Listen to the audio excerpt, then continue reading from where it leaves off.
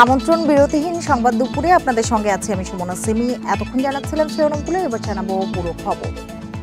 ধ্বংসপ্রাপ্ত জাতির পুনরুত্থান হয়েছে, 4 সংস্কার কমিশনের প্রতিবেদন গ্রহণ করে এই মন্তব্য করেছেন প্রধান উপদেষ্টা অধ্যাপক ডক্টর মোহাম্মদ ইউনূস। এই দিনটি ইতিহাসের পাতায় লেখা থাকবে বলেও উল্লেখ করেন তিনি। রাষ্ট্র ব্যবস্থা সংস্কারে গঠিত 4 কমিশন বেলা 11:30টার দিকে প্রধান উপদেষ্টার কাছে প্রতিবেদন জমা দেন। পুলিশ, দুর্নীতি দমন, নির্বাচন ব্যবস্থা ও সংবিধান সংস্কার কমিশনের প্রধানরা অন্তর্বর্তী সরকারের প্রধান উপদেষ্টা অধ্যাপক মোহাম্মদ ইউনূসের কাছে প্রতিবেদন জমা দেন।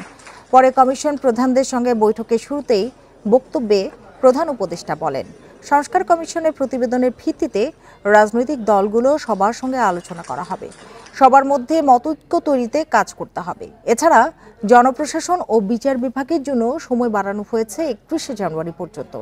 রাষ্ট্র ক্ষমতায় ভারসাম্যের প্রস্তাব করেছে সংবিধান সংস্কার কমিশন। আমরা একটা নতুন দেশ, নতুন বাংলাদেশ তৈরি করার স্বপ্ন নিয়ে এটার কাঠামো রচনা করার কাজ আপনাদের হাতে দিয়েছিলাম কমিশনের মাধ্যমে। এটার মাধ্যমে আমরা আলোচনা শুরু করব সবার সঙ্গে, যে সবার মন এর মধ্যে সায় দিচ্ছে কিনা, অঙ্গীকারগুলো পূরণ হচ্ছে কিনা। এটা হলো আলোচনার দশকটা আপনারা তৈরি করে দিয়েছেন।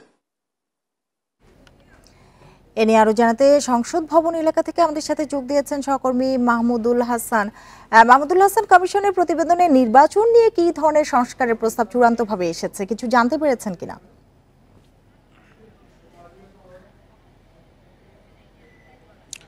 দেখেন, আজকে যে 4টি কমিশন অর্থাৎ 4টি সংস্কার কমিশন যে প্রতিবেদন জমা দিয়েছে তার মধ্যে উল্লেখযোগ্য হচ্ছে নির্বাচন ব্যবস্থা সংস্কার কমিশন এবং একই সঙ্গে সংবিধান সংস্কার কমিশন।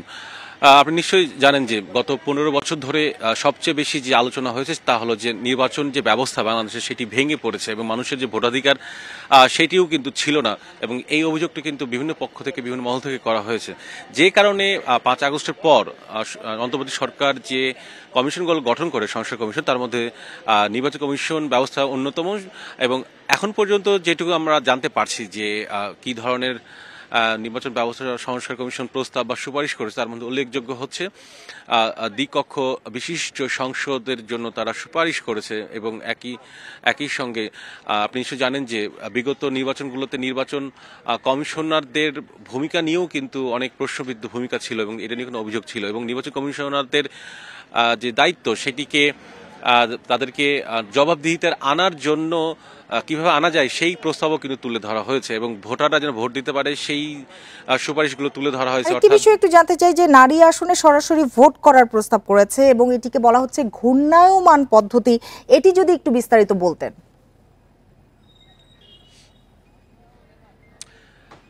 দেখেন, নির্বাচন ব্যবস্থা সংস্কার কমিশন এবং সংবিধান যে সংস্কার কমিশন, এই দুই কমিশনে কিন্তু একটি সামঞ্জস্য রেখে কিন্তু তাদের সুপারিশ করেছে। আমরা যখন নির্বাচন ব্যবস্থা সংস্কার কমিশনের সঙ্গে কথা বলি, তারা যেটি বলেছে অনেকগুলো বিষয় আসলে সংবিধানের সঙ্গে সম্পর্কযুক্ত। অর্থাৎ তারা যেটি বলতে চেয়েছেন যে দ্বিকক্ষ বিশিষ্ট যে সংসদ তারা সুপারিশ করেছে, একই সঙ্গে কিন্তু সংবিধান সংস্কার কমিশনও কিন্তু দ্বিকক্ষ বিশিষ্ট সংসদ তারা সুপারিশ করেছেন। সুতরাং তাদের দুই কমিশনের পক্ষ থেকে কিন্তু একই ধরনের সুপারিশ করা হয়েছে। এবং একই সঙ্গে যে কথাটি বলছেন আপনি যে নারীদের জন্য বাড়তি আসন, আসলে যে নিম্নকক্ষ রাখা হয়েছে সেখানে দেখা যাচ্ছে যে আগে ছিল যে এখানে সংরক্ষিত 50টি আসন, সেখানে আরো 50টি আসন বাড়ানো হয়েছে, অর্থাৎ 100টি সংরক্ষিত আসন করা হয়েছে। তবে এর আগে আমরা যেটা দেখতাম যে নারীদের জন্য সংরক্ষিত আসন থাকলেও সেখানে সরাসরি ভোটের কিন্তু আমরা নজির কিন্তু আমরা দেখিনি। দল যাদেরকে মনোনয়ন দিত তারাই কিন্তু সংসদ সদস্য হতেন, কিন্তু এবারে যে ব্যবস্থায় পরিবর্তন আনা হয়েছে সেখানে দেখা যাচ্ছে সরাসরি ভোটের মাধ্যমে নারীরা নির্বাচিত হবেন। অর্থাৎ যে আসনগুলোতে নির্বাচন হবে সেই আসনগুলোতে সরাসরি নারীদের মধ্যে নারীদের, ওখানে কোনো পুরুষ প্রার্থী হতে পারবেন না, শুধু নারীরাই সেখানে প্রার্থী হবেন এবং সেখানে সরাসরি ভোটের মাধ্যমে সংসদ সদস্য হবেন। ঘূর্ণায়মান যে পদ্ধতিটি বলা হচ্ছে, আপনি নিশ্চয়ই জানেন যে এখন 300 আসন আছে এবং এই 300 আসনের পরিবর্তে আরো 100 আসন বৃদ্ধি হচ্ছে, অর্থাৎ আরো 100 আসন বৃদ্ধি 400 আসন হচ্ছে। তবে এখানে সীমানার দিক থেকে কিন্তু আসন বৃদ্ধি পাচ্ছে না, তবে আসন সংখ্যা বাড়ছে। এই যে সংরক্ষিত 100 আসন, এই 100 আসন আসলে সামনের নির্বাচনে লটারির মাধ্যমে বা কোনো একটা পদ্ধতির মাধ্যমে 100 আসনে নারীদের জন্য ভোট হবে। পরবর্তী যে সংসদ নির্বাচন হবে সেই 100 বাদ কিন্তু আরও নতুন 100 আসনে ভোট হবে। এর পরবর্তী যে সংসদ নির্বাচন আরও 100 আসন, অর্থাৎ এই যে 300 আসন, এই 300 আসনকে আগামী 3টি সংসদ নির্বাচন মাধ্যমে ফুলফিল করা হবে এবং তারপরে দেখা হবে আসলে নারীদের যে ক্ষমতায়নের কথা বলা হচ্ছে এই সংরক্ষিত নারী আসন রাখার জন্য, সেটি আসলে দেখা হবে। এরপরে কিন্তু পরে সিদ্ধান্ত নেওয়া যেতে পারে এমনটাই বলা হয়েছে। এতে করে একটি বিষয় সেটি হচ্ছে যে আপনি জানেন যে 53 বছর বা 52 বছর ধরে কিন্তু নারী ক্ষমতায়নের যে কথা বলা হচ্ছে সেটি কিন্তু হচ্ছিল না। এর মাধ্যমে হবে বলে সংস্কার কমিশন মনে করছে। শেষ কথাটি বলতে চাই তাহলে যে আরেকটি বিষয় যে খুব গুরুত্বপূর্ণ আনা হয়েছে তাহলে যে কেউ বিনা প্রতিদ্বন্দ্বিতায় নির্বাচিত হতে পারবে না, অর্থাৎ সেখানে না ভোটের ব্যবস্থা রাখা হচ্ছে। কোনো আসলে যে একক প্রার্থী থাকে সেখানে না ভোটের মাধ্যমেই কিন্তু ভোট দিতে পারবেন ভোটাররা। মাহমুদুল হাসান, আপনাকে অনেক ধন্যবাদ আমাদের সাথে যোগ দেওয়ার জন্য। সংসদে সংরক্ষিত নারী আসন রয়েছে 50টি, একে 100 করার প্রস্তাব দিয়েছে সংস্কার কমিশন। তবে এসব আসনে ভোট হবে সরাসরি। সংস্কার কমিশনের সদস্যরা জানান 300 আসনের মধ্যে লটারি করে 100টি নির্ধারণ করা হবে।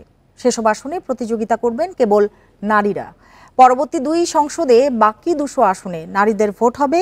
একে বলা হচ্ছে ঘূর্ণায়মান পদ্ধতি। 72 সংবিধানের 300 আসনে সংসদ নির্বাচনের বিধান করা হয় আর 10 বছরের জন্য 15টি সংরক্ষিত নারী আসন রাখা হয়। পরবর্তীতে সংরক্ষিত নারী আসন করা হয় 50টি। 300 আসনের সংখ্যানুপাতে আসনগুলো বন্টন করা হয়। দেখা যায় সংরক্ষিত 50 আসনে নারীরা নির্বাচিত হন দলীয় সমঝোতার মাধ্যমে। নির্বাচন ব্যবস্থার সংস্কার কমিশন বলছে এসব কারণে নারীর ক্ষমতায়ন নিশ্চিত করা যায়নি। এই নির্বাচনের ফলে দেখা যাচ্ছে যোগ্য নারীরা বা নারী নেতৃত্ব গড়ে ওঠেনি বা ওঠার কোনো সুযোগও ছিল না, যে পদ্ধতিতে আসলে তাদের সিলেকশনটা দেওয়া হতো। তারপরও সংরক্ষিত নারীদের জন্য 100 আসনের সুপারিশ করেছে সংস্কার কমিশন। পর্যায়ক্রমে 3 সংসদ নির্বাচনে 300 আসনে সংরক্ষিত নারীদের ভোট হবে। নারীরা যাতে আসলে প্রকৃত অর্থই নেতা বা নেত্রী হতে পারে, দলের কর্মী হতে পারে, সেই রকমভাবে একটা চিন্তা করছি যে এটা আমাদের ভাবনা হচ্ছে ঘূর্ণায়মান পদ্ধতি। পার্লামেন্টে যদি 350 বা 400 যে আসনে থাকুক না কেন, এটাকে একটা ভাগ করে এক একটা পার্লামেন্টে নারীদেরকে দেওয়া। সুতরাং লটের মাধ্যমে হয়তো আমরা নির্বাচন করলাম, কিন্তু ওখানে শুধু নারী প্রার্থীরাই প্রতিদ্বন্দ্বিতা করতে পারবেন, পুরুষরা কেউ থাকতে পারবেন না, যাতে করে আমরা পার্লামেন্টে প্রকৃত নারীদেরকে দেখতে পাই, এমপি হিসাবে, ওই স্বতন্ত্র সদস্য হিসেবে না। অতীতে দেখা গেছে একজন নারী সংসদীয় আসনে পরাজিত হয়েও সংরক্ষিত আসনে এমপি হয়েছেন।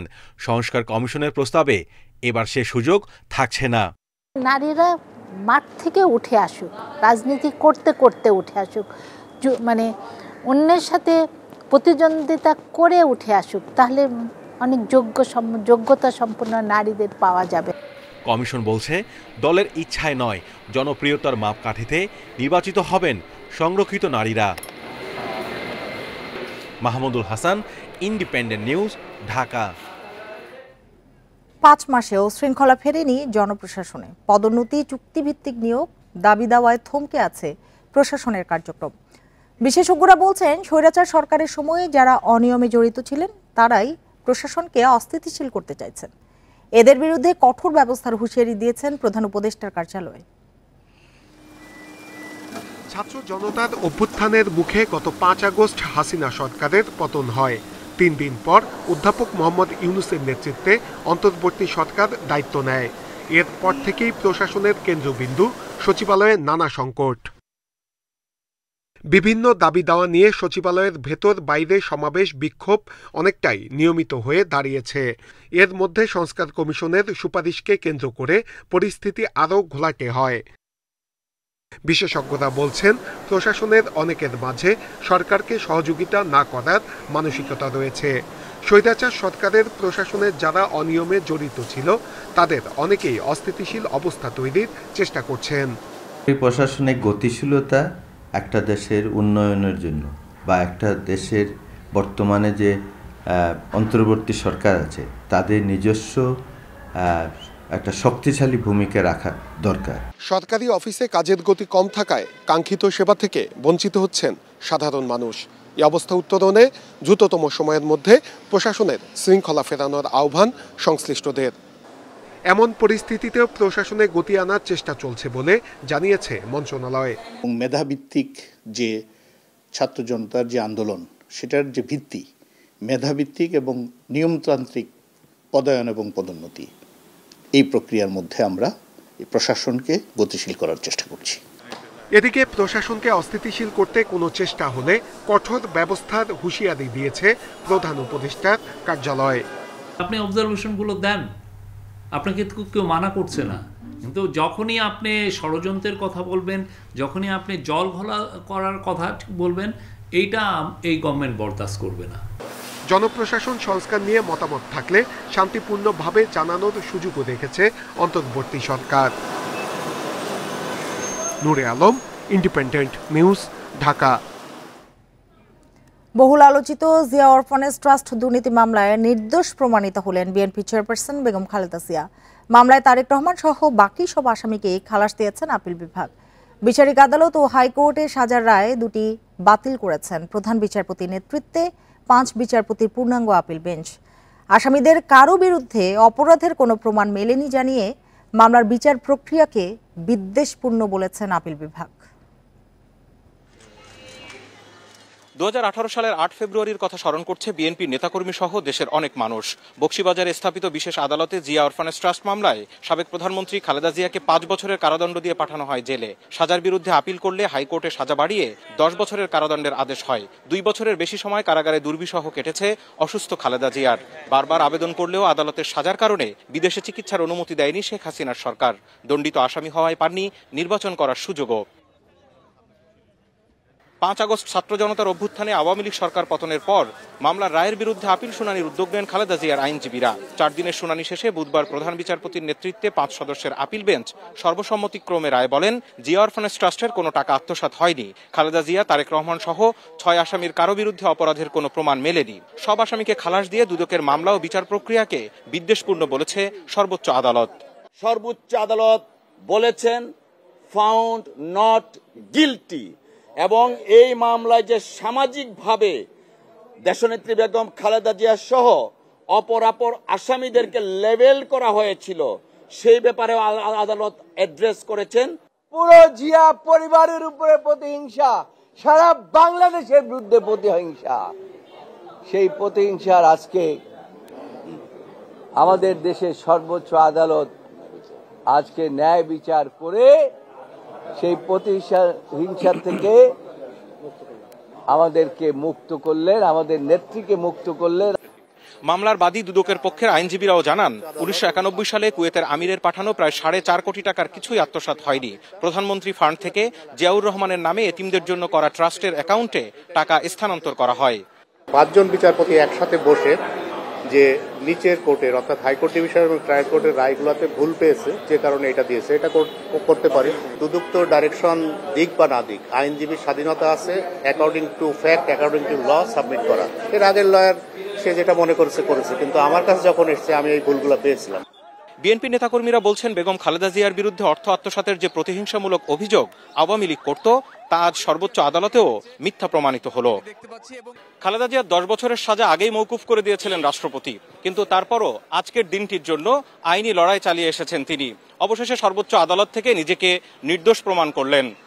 আদালতের রায়ে বলা হয়েছে, এই রায়ের ফলে আসামিদের ক্ষুণ্ণ হওয়া মর্যাদা পুনঃপ্রতিষ্ঠিত হবে। Zahidul Bashar, independent news, supreme court, Dhaka. এ নিয়ে আরো জানাতে হাইকোর্ট চত্বর থেকে যোগ দিয়েছেন সহকর্মী জাহিদুল বাশার এবং তার সঙ্গে আছেন জ্যেষ্ঠ আইনজীবী SM শাহজাহান। আপনার মাধ্যমে জাহিদুল, আমরা SM শাহজাহানকে স্বাগত জানাতে চাই ইন্ডিপেন্ডেন্ট টেলিভিশনে। তার আগে আপনার কাছে জানতে চাই যে অপরাধের কোনো প্রমাণই কিন্তু পাওয়া যায়নি, এমনকি কোনো অনিয়ম হয়নি, টাকাও আত্মসাৎ হয়নি। সেখানে দীর্ঘদিন ধরে এই বিচারিক প্রক্রিয়া চালানো হয় এবং বিএনপি চেয়ারপারসনের সাজা বাড়িয়ে দ্বিগুণও করা হয়। কিভাবে চললো আসলে এমন বিচার আপনি বলবেন, এবং আপনার সাথে যে গেস্ট আছেন তিনি নিশ্চয়ই বলবেন।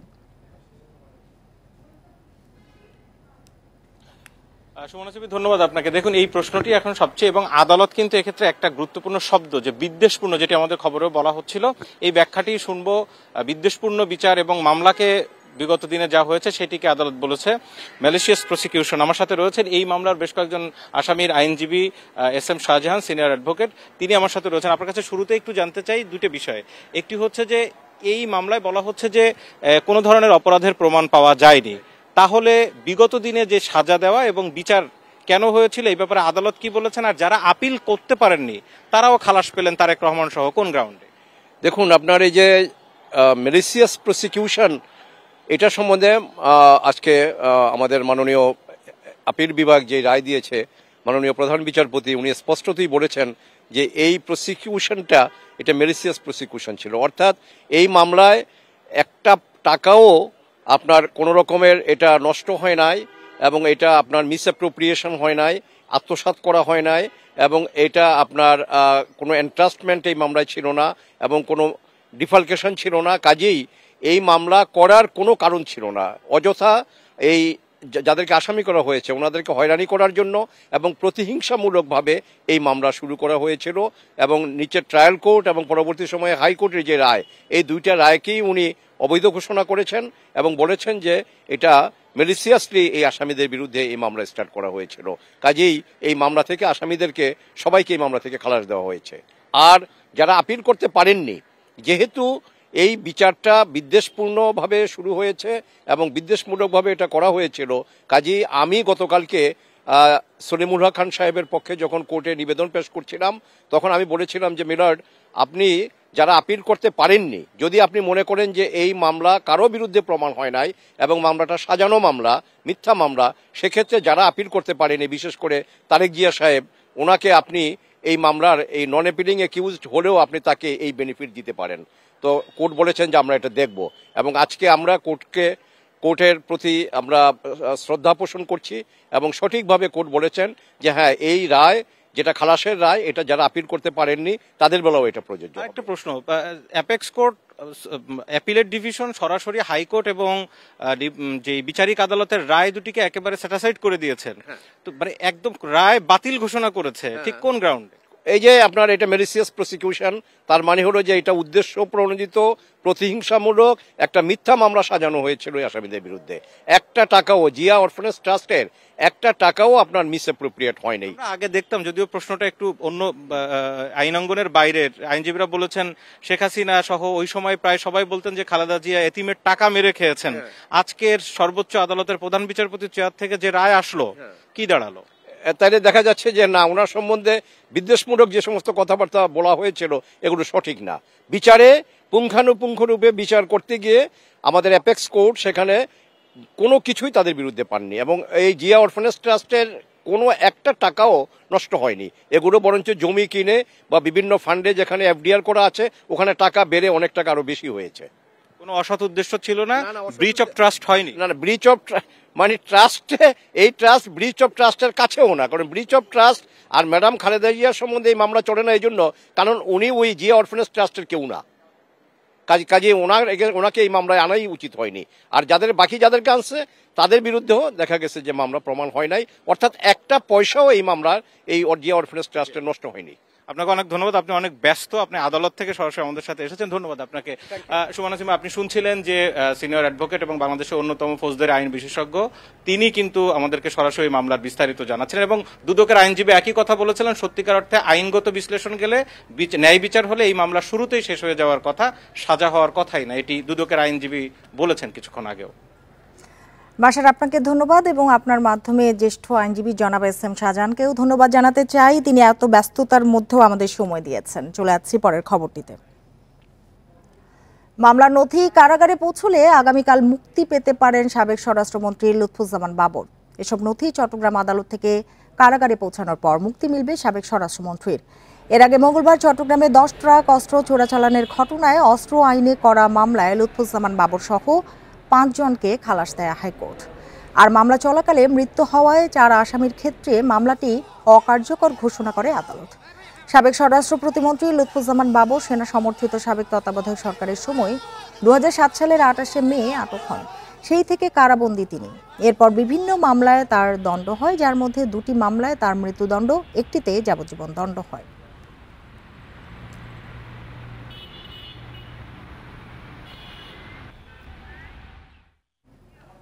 ছাত্র আন্দোলনে গুলি ও হামলার অভিযোগে সাবেক রাষ্ট্রপতি আব্দুল হামিদ সহ 124 জনের বিরুদ্ধে কিশোরগঞ্জে মামলা হয়েছে। এই প্রথম কোনো মামলায় সাবেক রাষ্ট্রপতিকে আসামি করা হলো। মঙ্গলবার কিশোরগঞ্জ মডেল থানায় মামলাটি দায়ের করেন জুলাই আন্দোলনে আহত তহমুল ইসলাম মাজহারুল। দীর্ঘদিন চিকিৎসা নেওয়ার পর কিছুটা সুস্থ হয়ে তিনি মামলাটি করেন। মামলার অন্য আসামিদের মধ্যে রয়েছেন সাবেক প্রধানমন্ত্রী শেখ হাসিনা, তার বোন শেখ রেহানা, ছেলে সজীব ওয়াজেদ জয়, মেয়ে সাইমা ওয়াজেদ পুতুল। অভিযোগে বলা হয়েছে তাদের নির্দেশে গত 4 আগস্ট জেলা শহরের স্টেশন রোড এলাকায় ছাত্র জনতার মিছিলে হামলা চালানো হয়। এছাড়া গ্রেনেড, ককটেল ও বোমা নিক্ষেপ করে বিশৃঙ্খলা সৃষ্টির অভিযোগ তাদের বিরুদ্ধে।